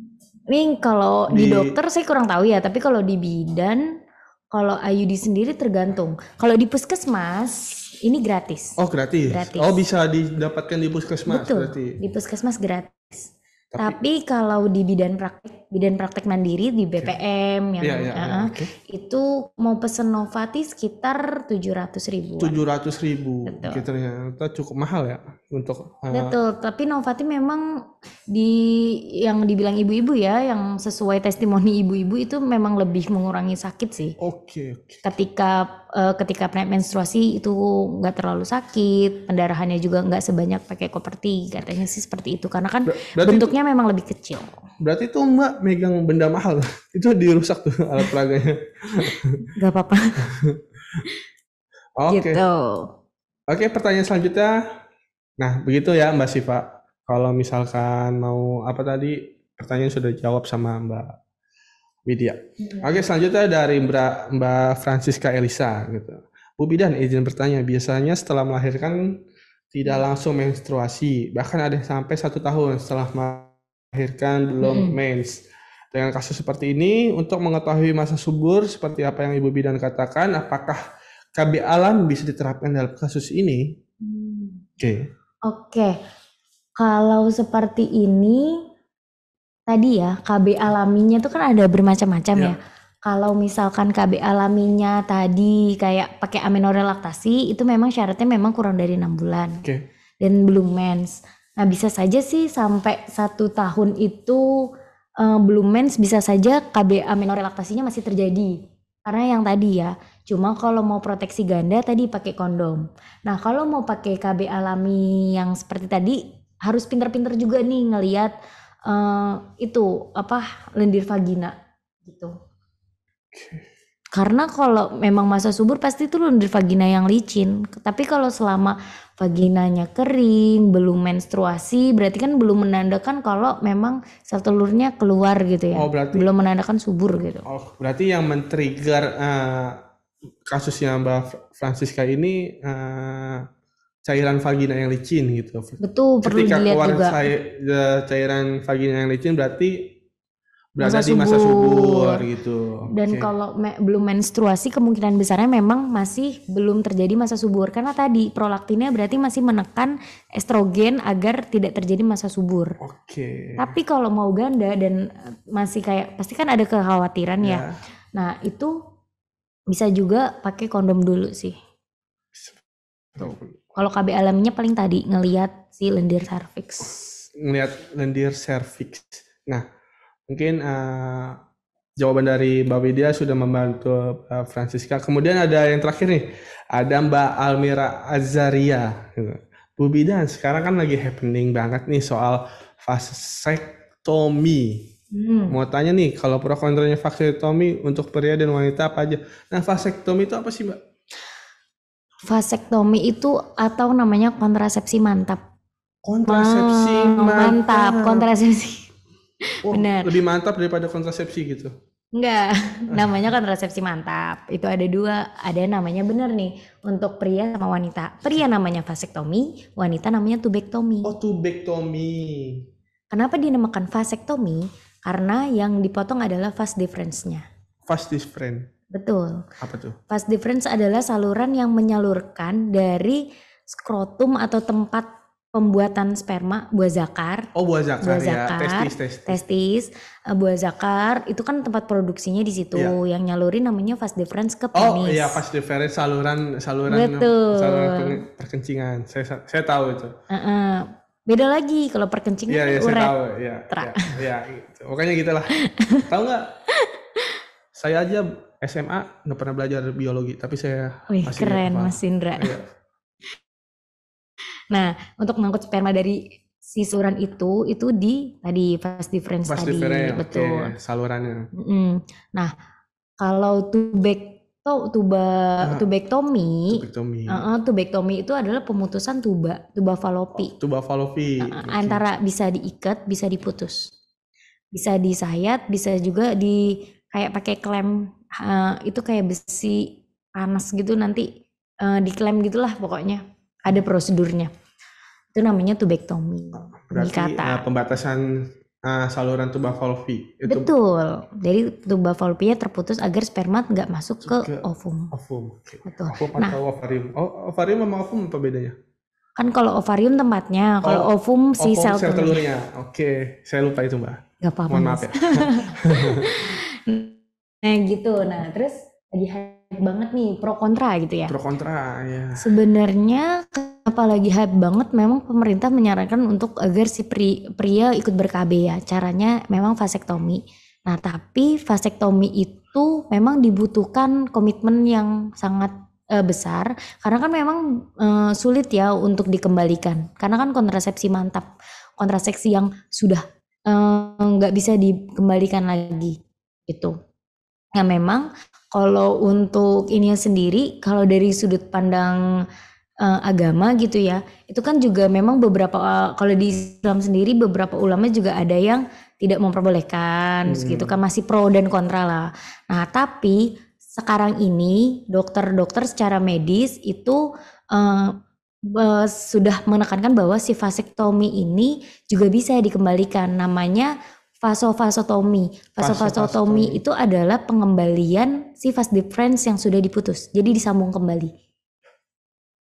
Gitu. Berarti si pria itu vas deferensnya diputus gitu? Iya, diputus. Digunting? Nggak, ada yang pakai metodenya dua, standar dan tanpa pisau. Kalau standar pakai pisau, kalau yang tanpa pisau itu ada alatnya nanti. Terus kalau misalkan sang pria itu mau ereksi gimana? Nah jadi gini Mas, kalau untuk ini kan ada dua ya. Jadi testosteron itu kan yang bikin ereksi kan testosteron ya. Testosteron itu selain dikeluarkan ke sperma juga kan ke darah gitu ya. Jadi tetap bisa ereksi. Tapi ke darah? Bukan ke darah, pengeluarannya hanya semen. Semen? Semen itu kayak cairan putih. Jadi kalau Mas ngelihat sperma itu kan gak cuma putih kental susu ya, tapi bercampur sama cairan yang bening. Itu namanya semen. Semen. Oh, semen bukan semen ya.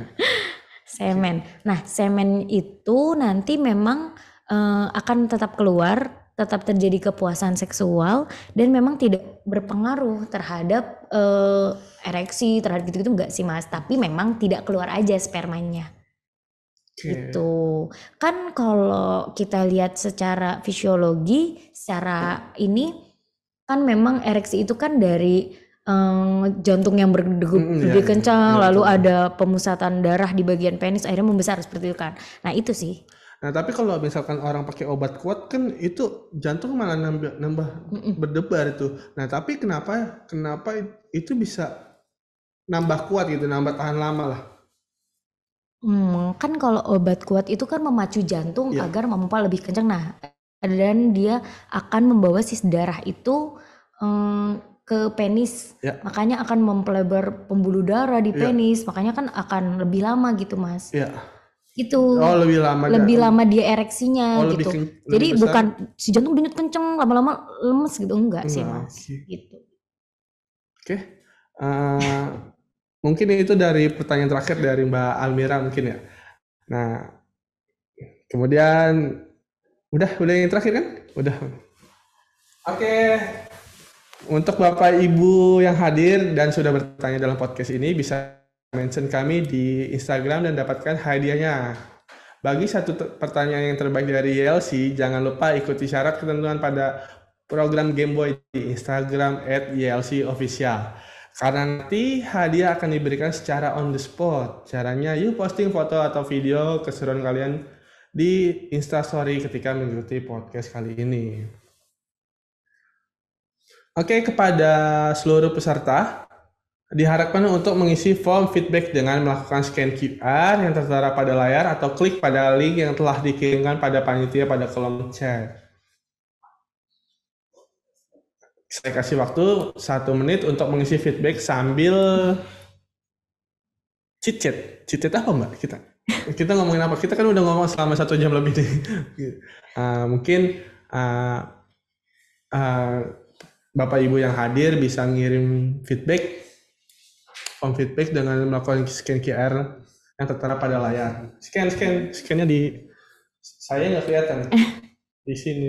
Dari tadi saya ditanya terus, kalau saya mau nanya boleh nggak? Mau nanya apa tuh Mbak? Oke, nggak apa-apa.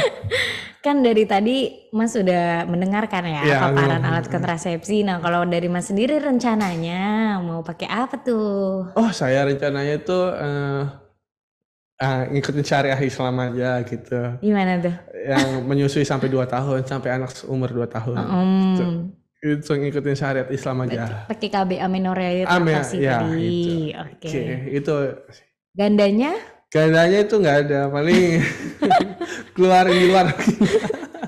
Yakin bisa? Bisa. Oke, terima kasih Bapak dan Ibu yang sudah mengisi link feedback. Semoga dengan masukan Bapak Ibu melakukan feedback ini bisa menjadikan podcast corner selanjutnya yang lebih baik lagi ke depannya. Oke, ada kuis. Nah, ada kuis. Kuisnya dong, tolong di-share. Mana kuis? Kuis.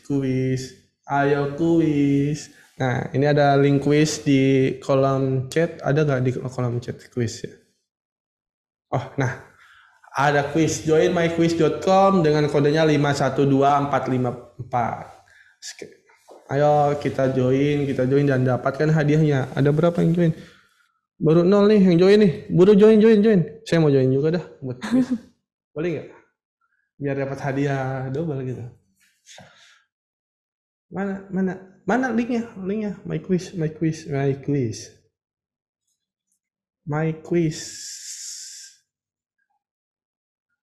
Barcode. Nah, ada Mas Anjar, Mas Divari Kamaju. Ayo siapa lagi yang kuis? Ada Mbak Erita sudah masuk. Ayo kuis. Mbak Dini dari GSI, Mbak Melati LC, sebut kodenya di 512454, kode game kan? Oke. 512454. Oke. Ada siapa lagi nih yang udah masuk? 512454. Kodenya di 514254, kodenya di 514254, kodenya di 514254, kodenya di 514254. Ada Mbak Hera, Mbak Utami, Mbak Cindy, Mbak Erita, Mbak Esti, Kamaju, Mbak Ana sudah masuk, Mbak Niken YLC, Mbak Niken sudah masuk. Oke, siapa lagi nih? Ayo, siapa lagi? Mbak Hera. Kodenya di 51254. Benar gak? 512454. Saya salah. Mbak Evelyn dari Kamaju, Mbak Mega dari Kamaju. Oke, ada lagi. Kalau nggak ada kita langsung mulai aja. Ada lagi Kak? Nah, ada lagi Mbak Siva dari Uti Daycare nih, atasannya Mbak Mbak Widya Halo nih. Mbak Syifa. Halo Mbak Syifa, selamat datang di quiz. Mbak Syifa, ada lagi? Ada lagi? Kalau nggak ada kita langsung mulai nih. Kodenya di 5, 1, 2, 4, 5, 4. Oh, jangan mulai dulu. Nggak boleh mulai dulu katanya. Ada Mbak Francisca. Nunggu rame dulu nih kuisnya nih. Ayo siapa lagi nih yang mau hadiah nih? Hadiahnya apa nih Mbak? Laptop. Sepeda. Oh, kalau sepeda nyebutin nama-nama ikan ya. Siapa nih? Ada Damar, ada Mbak Almira, ada siapa lagi nih yang masuk? Nail? Oh, ada tadi Mas Nail. Ini tadi udah ngikutin sih dari. Siapa lagi? Ayo. Kalau nggak ada kita mulai nih. Saya boleh masuk nggak? Nggak boleh ya? Nggak boleh ikut. Oke, ada lagi? Kalau nggak ada, kita langsung mulai.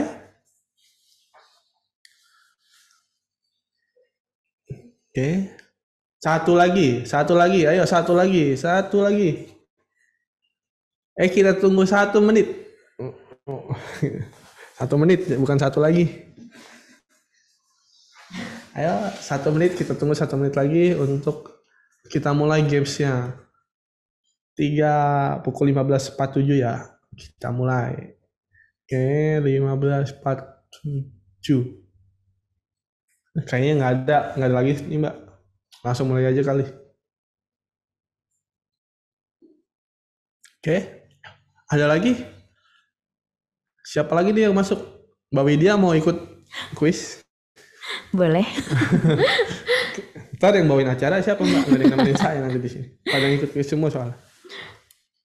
Oke, kita mulai ya. 10, 9, 8, 6, 5, 4, 3, 2, 1. Kita mulai gamenya. Let's quiz.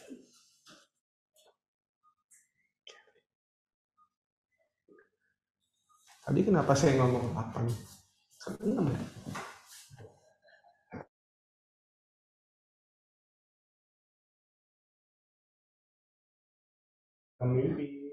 Disusul Mbak Utami.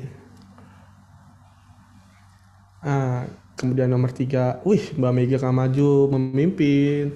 Disusul Mbak Utami masih di juara 2. Ya kan udah dari tadi. Mbak Utami juara 1. Disusul Mbak Cindy, Mbak Almira juara 3. Ternyata Mbak Utami masih memimpin dengan skor 4. Mbak Cindy, Mbak Almiranya jauh ke bawah. Masih Mbak Utami, Mbak Cindy, Mbak Mega Kamaju mendapatkan jawaban yang salah. Mas Dini tuh Mbak apa Mas? Mbak Utami masih juara 1. Mbak Utami. Wah, Mbak Utami orang poliklinik nih Mbak nih. Harus paham nih pertanyaannya nih. Mbak Cindy menyalip Mbak Erita. Mbak Hesti Kamaju naik ke peringkat 4. Mbak Cindy masih Mbak Utami. Mbak Utami masih juara 1. Apakah Mbak Utami menang? Wah, Mbak Utami sudah selesai nih. Yang lainnya masih belum nih. Di nomor 2 masih ada Mbak Dini dan nomor 3 ada Mbak Hesti. Nah, Mbak Dini udah selesai nih. Mbak Dini udah selesai. Nah, oke, peringkat 1 Mbak Utami, peringkat 2 Mbak Dini, peringkat 3 Mbak Cindy, dan Mbak Hesti Kamaju peringkat 4. Terus Francisca peringkat 5, Mbak Melati peringkat 6, Mbak Syifa peringkat 7, kemudian Mbak Almira belum selesai. Mbak Almira selanjutnya disusul dengan siapa nih? Mas Anjar. Mas Anjar apakah mengikuti podcast saya kali ini? Mas Anjar, ayo Mas Anjar. Itu jawabannya C, Mas. Saya tahu. Nah, Mas Anjar betul semua kan? Mas Anjar ternyata mengikuti podcast kita, Mbak Widya. Ternyata nggak sia-sia Mas Anjar. Oke. Kemudian Nail Armstrong. Ini Nail Armstrong ya? Mas Divari Kamaju. Nah, Mas Nail sudah finish, Mas Divari sudah finish. Damar masih mumet, enggak sih, enggak sih mumet. Damar.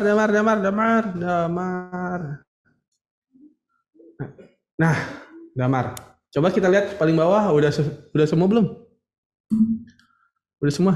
Oke, kita hitung mundur ya. Oh, masih ada Maniken nih. Udah kita hitung mundur. 5, 4, 3, 2, 1. Kita akhiri? Ya, kita akhiri. Anda yakin mengakhiri? Ya, saya akan mengakhiri. Oke. Siapa peringkat pertamanya? Peringkat pertamanya itu peringkat 3 ada Mbak Utami, kedua ada Esti, peringkat pertama ada Damar ternyata ya. Oh, Mbak Utami walaupun selesai duluan tapi peringkat 3. Oke, nggak apa-apa. Oke, terima kasih yang telah mengikuti kuisnya. Ada Mas Fian, Nail, Mas Damar, Mbak Cindy, Mbak Siva, Utami, Mbak Melati, Mbak Almira, dan lain sebagainya. Oke, kemudian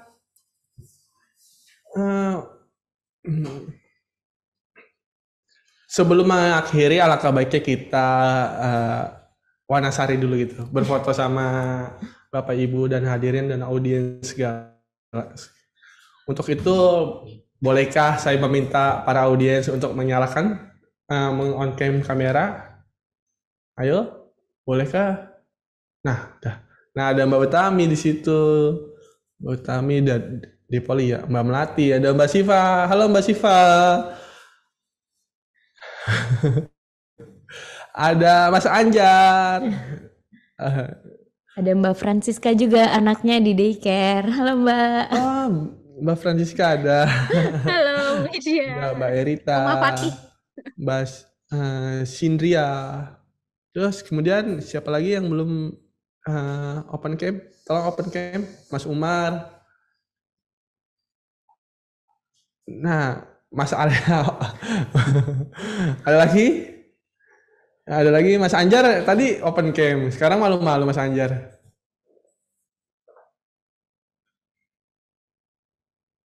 Mas Anjar mana Mas Anjar?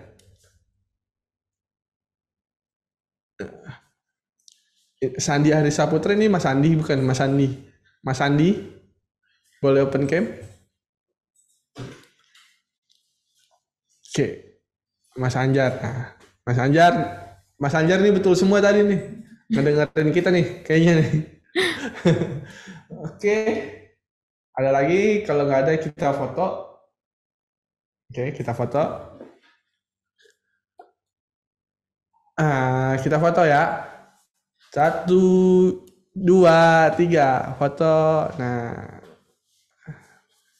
1, 2, 3.